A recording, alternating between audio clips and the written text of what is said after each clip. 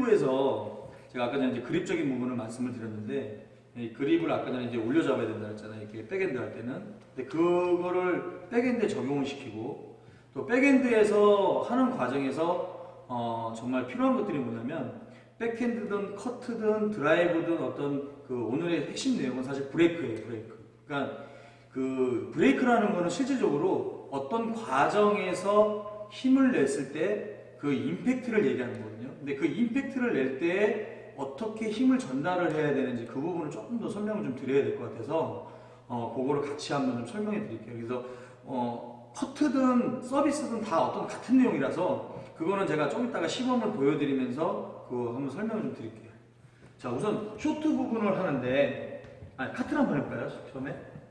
자, 우리가 카트를 할 때 보통 대부분 보는 이거를 전체적으로 약간 이렇게 밀죠.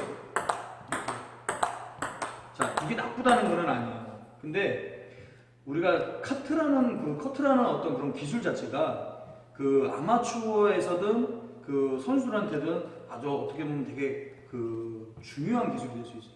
예를 들어 선수들 같은 경우는 어떤 카트를 잘해야 되냐면 서로 간에 서로 안 주는 카트들을 잘해야 돼요. 이렇게 막 안 주고 막 짧게 놓고 막 날리고 막 이런 것들을 좀 고급진 어떤 그런 그 고급 기술이죠. 이렇게 짧게 놓고 어떤 그런 감각적인 거라든가 아니면 순간적으로 상대방을 속인다든가 그런 기술들이 많이 그 필요로 해요. 근데 아주 기본적으로부터 한번 그 설명을 좀 드릴게요. 예를 들어서 우리가 커트 자체를 이렇게 하는데 상대방이 카트 자체를 내가 이렇게 해버리니까 상대방이 탁탁탁 찍어요. 그러니까 어떤 현상이 일어나냐면 선생님 저 공격도 한 번 못하고 나왔어요. 이런 얘기들을 많이 하시죠. 왜? 커트 자체에서 만들어내지 못하니까 그래요. 게임을 할 때. 그러니까 내가 커트를 상대방한테 찔러주든 아니면은 내가 공격을 스트로크만이 공격은 아니거든요. 상대방한테 날카롭게 잘라주는 커트도 실제로 공격적인 커트예요. 그러니까 기술 이름이 다를 뿐이지 커트도 공격이 있는 거예요. 얘는 수비고 얘는 공격이고 얘는 디펜스고 이런 것들이 아니거든요. 쇼트 안에서도 디펜스가 있고 블록이 푸시라든가 이런 거는 되게 공격적인 기술이죠. 백드라이브도 공격이죠. 그러니까 포핸드도 마찬가지. 받는 거는 디펜스지만 채는 거는 공격이죠.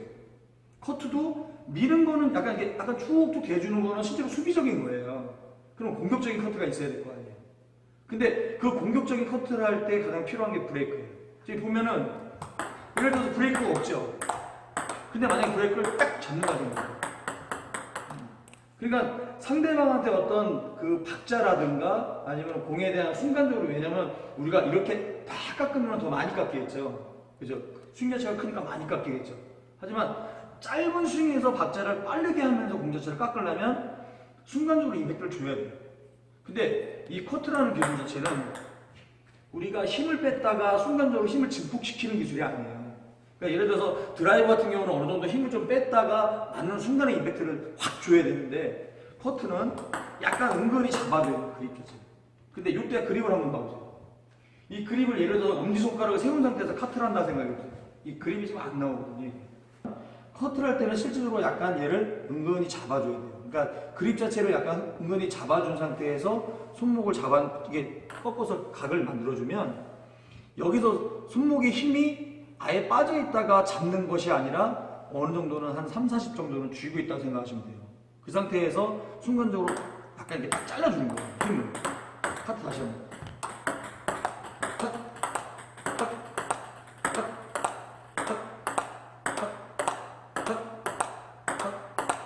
이렇게 넣는 거하고 다르죠? 자, 이렇게 넣는 거하고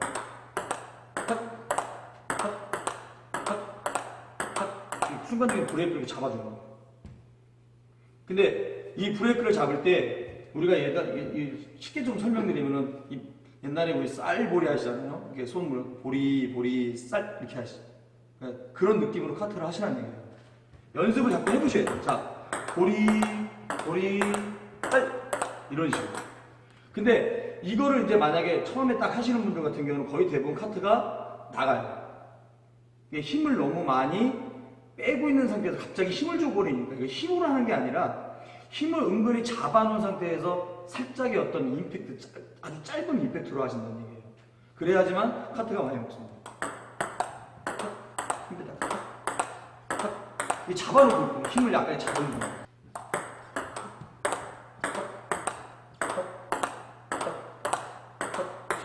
그러니까 요때 이 다리를 보시면은 카트를 하실 때 보통 대부분이 약간 멀리 하는 분들이 있어요. 자, 이렇게 되면 어떻게 될까요? 공이. 이게 떠버리는 거예요. 왜냐면 중심 자체가 뒤로 빠져있는 동작을 하고 있기 때문에 커트할 때 이게 빠지는 거예요. 그렇다면 이때는 오른발 중심을 내가 눌러줘야죠. 눌러줘요. 그러니까 바닥을 예를 들어서 꼭 누르듯이 눌러주면서 힘을 주는 거예요. 그러니까 그런 느낌으로 하시면은 이 오른다리 쪽에서 다리 중심을 죽여주는 느낌. 그렇게 해가지고 임팩트에다가 힘을 주면 공 자체가 많이 나가진 않고 많이 깎여가면서 어떤 빠른 카트를 할 수가 있죠.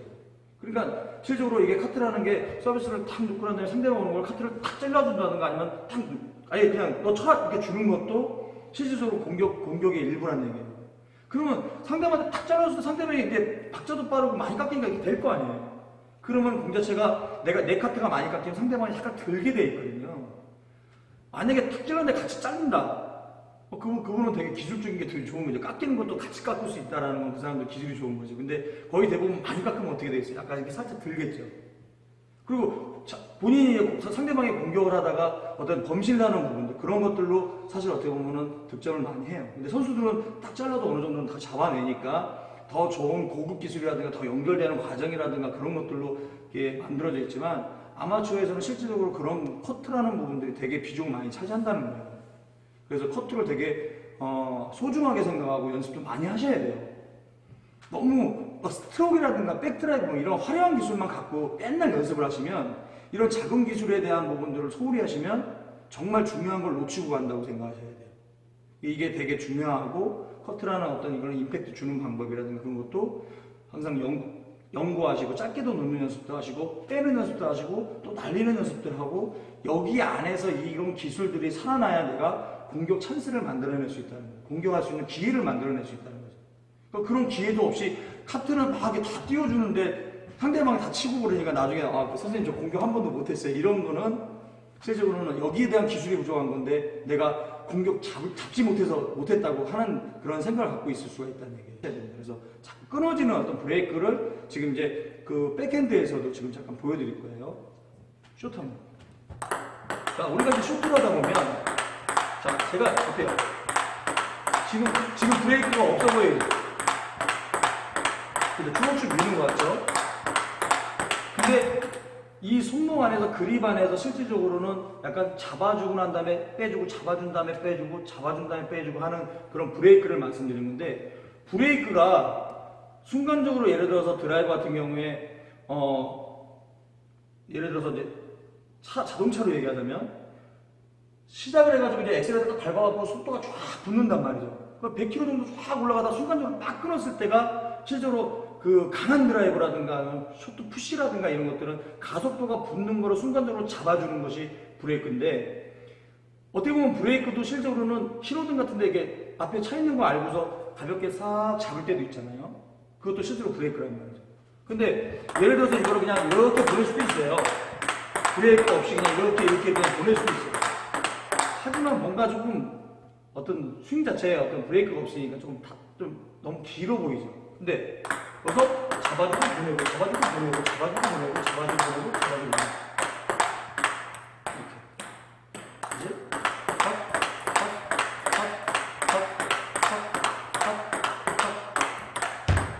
그러니까 제가 지금 보시면은 쇼트 자체를 이 안쪽으로 들어가 있는 상태를 만들어 준 상태에서 제가 손목을 돌리지 않죠.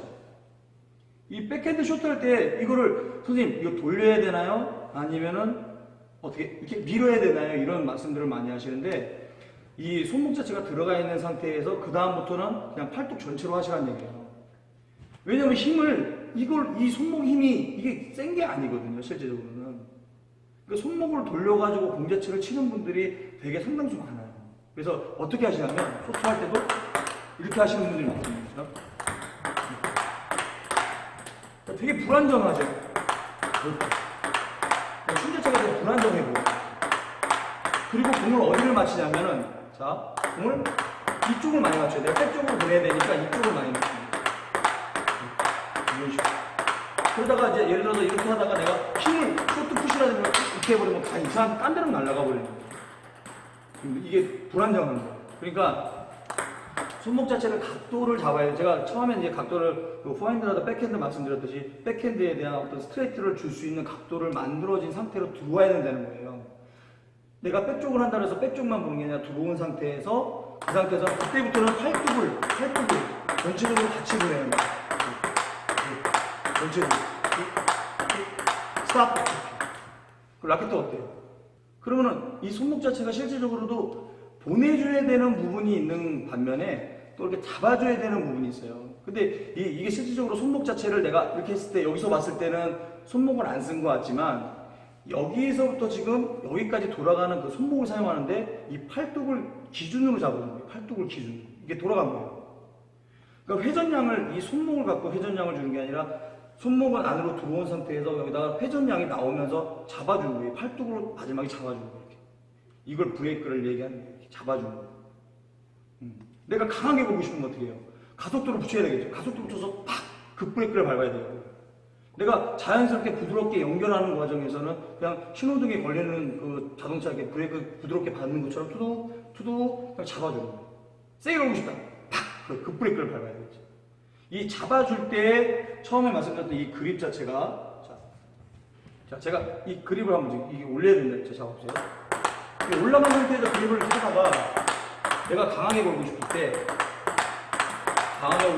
탁 잡았을 때 실제로 이 엄지손가락이 약간 이렇게 올라가 있는 상태가 되면 이거를 탁 잡았을 때 여기가 손목 자체가 더 이상 안 들어간다는 거예요. 이게 그래서 이거를 백핸드 할 때 그립을 이렇게 잡는 거거든요. 이렇게 잡거나 아니면 안으로 잡는 그립보다는 약간 이렇게 올라가 있는 거에서 여기 엄지를 딱 잡아주는 것이 좋다는 거죠. 디펜스 할 때도 자 이게 흔들리지 않게 공 자체를 잡아주는 거예요.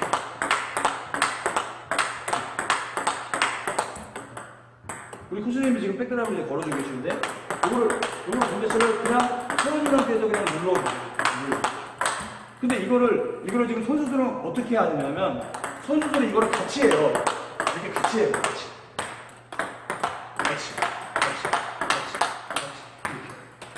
그러니까 선수들 같은 경우는 그 좋은 기술을 서로 간에 맞대응하는 그런 느낌이 있고 아마추어에서는 실제로 그런 부분들을 하나 정도씩만 잘 잡아만 준다 그러면 좋은 기술을 갖고 있다고 볼 수가 있는 거예요.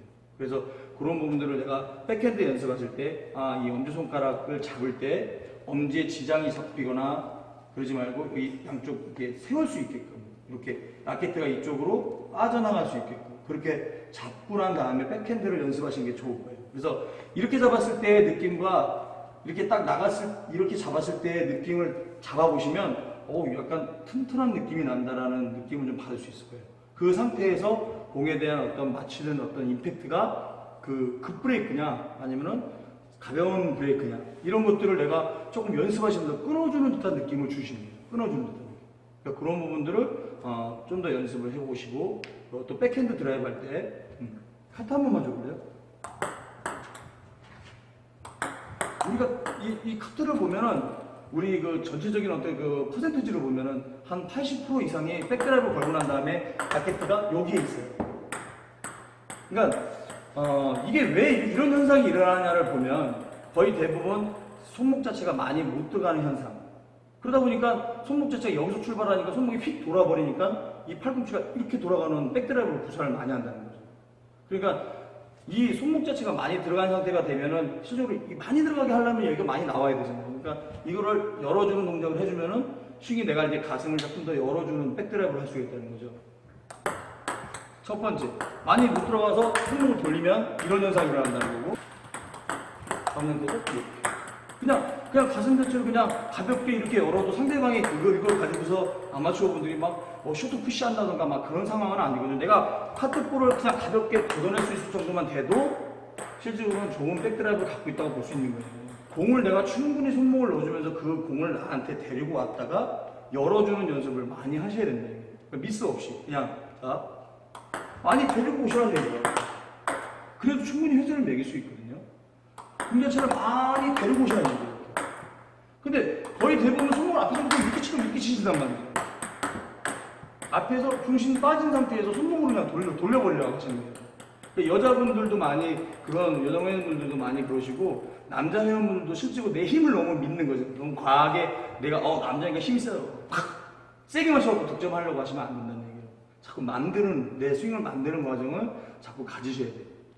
백핸드 할 때 브레이크 잡는 방법이라든가 그런 걸 했을 때 실질적으로 가장 중요했었던 거는 이 하체를 실제로 백핸드 드라이버라든가 그런 걸 브레이크를 잡을 때는 얘가 너무 이게 벌떡 일어나시지는 마세요. 그래서 얘가 잡아준 상태, 그거는 예전에 이제 백핸드 할 때도 말씀을 드렸던 건데, 얘가 잡아준 상태에서 눌러가지고 딱 잡아줬을 때에도 그때도 얘가 이렇게 확떡 일어나시면 안 돼요.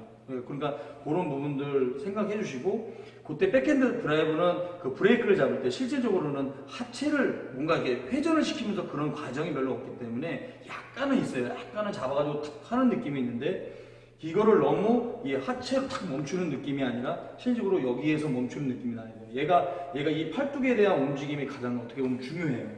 그래서 백핸드는 실질적으로 하체는 내가 이 팔을 쓰는 과정이 이 팔로 브레이크를 잡아야 되고 팔로 조절을 해야 되기 때문에 이 백핸드 할 때는 이 다리가 그거를 받쳐주는, 얘가 스윙이 흔들리지 않게 받쳐주는 역할을 해주세요.